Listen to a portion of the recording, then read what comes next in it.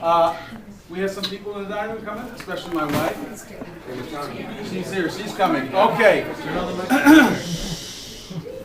First of all, those that came from, I see that the Arbises are here. They drove a long way. A long way. But nobody came as far as Aviva, who came from Australia. And second only to Michael and Mara, who came here to be with us. And we're really happy that you're here, especially with the news that you're now joining our generation as a couple. We're thrilled. We're not joining our generation. No. You're right. Too much of that Costco scotch. But we're thrilled that you're here. We're thrilled that you've come this distance, especially a week after making your announcement. We look forward to the wedding, and Uncle Jack has said, tell it it's got to be in Atlanta. Put your foot down. We're not putting your foot down. Wherever it is, we'll be there. You know, I put my foot down too, and it worked perfectly. That's right, Mazel. Price is no option. Anyway, and Mazel Tov to Shira for graduating. The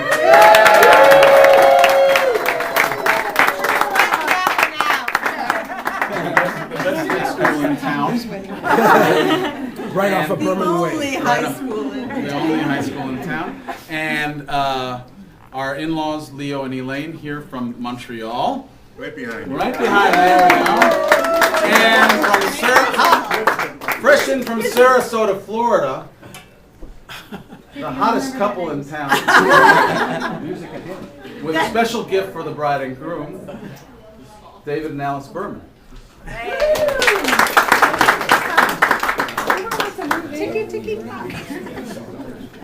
Okay, get comfortable.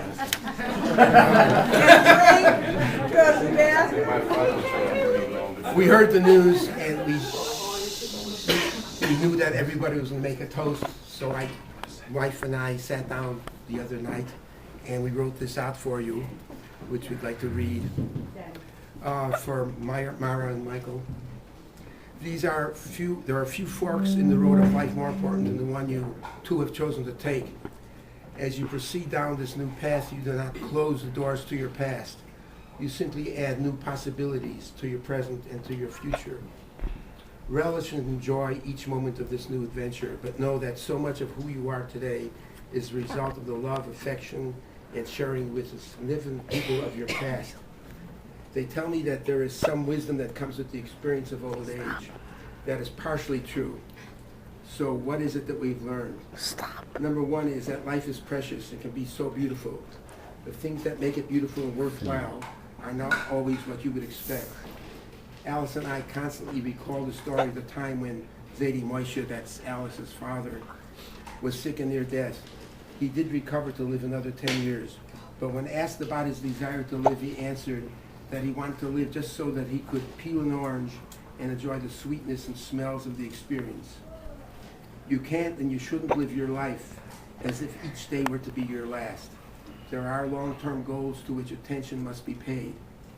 Each stage of life has its own requirements and sacrifices, but life is precious and should be tasted to the fullest while you can.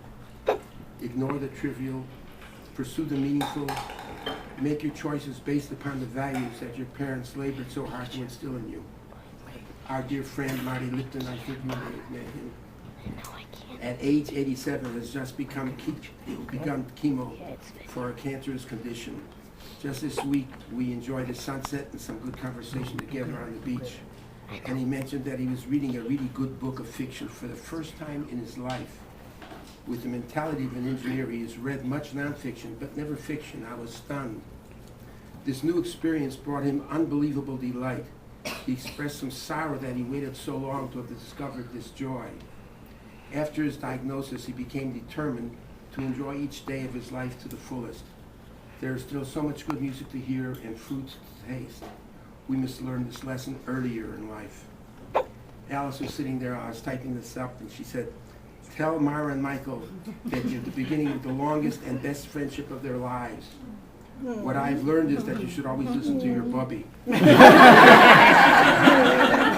she doesn't know what the hell she's talking about. That means you must communicate with each other, with your children, your grandchildren, your parents, and your close friends.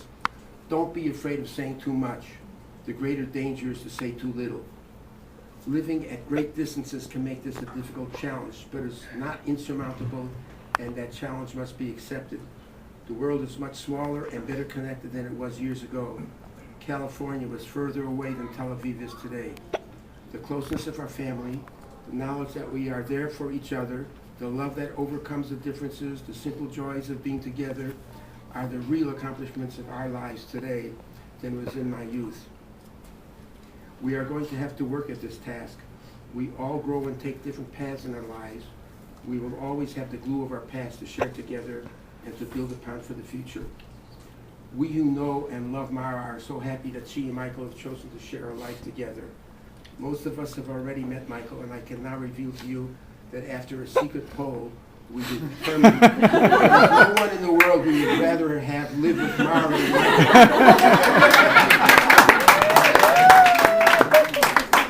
I, as her first loving husband, when she was 3 years old, has admitted that Michael is an improvement, and I have therefore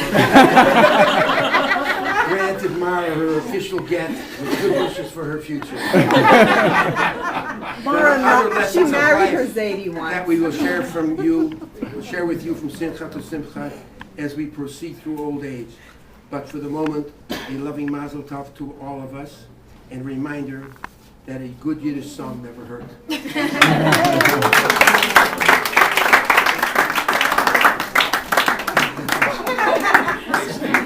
There's an old Yiddish love song, which I guess do I have a translation here for you? Yeah. It's Oyanat Shana. What a beautiful night it was. I made a quick arrangement. We don't know it quite well yet, and my voice, as you can tell, is not very good shape. But in English, it translates, "Oh, beautiful night, the night was so beautiful. We sat on a little bench, the moon began to go down. We sat on a little bench and kept company together.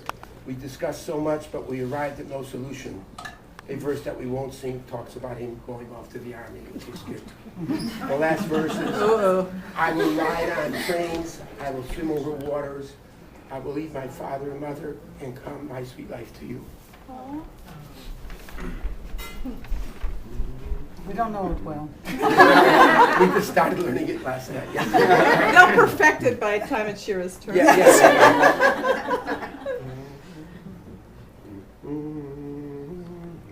Okay. Oh, ja, Nacht der Schöne. Oh, ja, Nacht der Schöne. Die Nacht ist gewesen sehr schön. Die Nacht ist gewesen sehr schön. Auf der Bänkele seien mir gesessen. Die Levone hat genommen, aber Wenn ich gewinne, so schön. Auf der Bänkele gesessen. und haben zusammen verbracht. Und haben zusammen verbracht. Wie viel Rennen wir haben angeteilt. So kein Tag haben wir sich mit der Tag. Oif banen wel het voren. Oif banen wel het voren. Oif banen wel het voren. Und auf Wasser schwimmen zu Wasser schwimmen dir. zu dir. Und auf Wasser schwimmen zu dir. Schwimmen zu dir. Ich will verlosen, Vater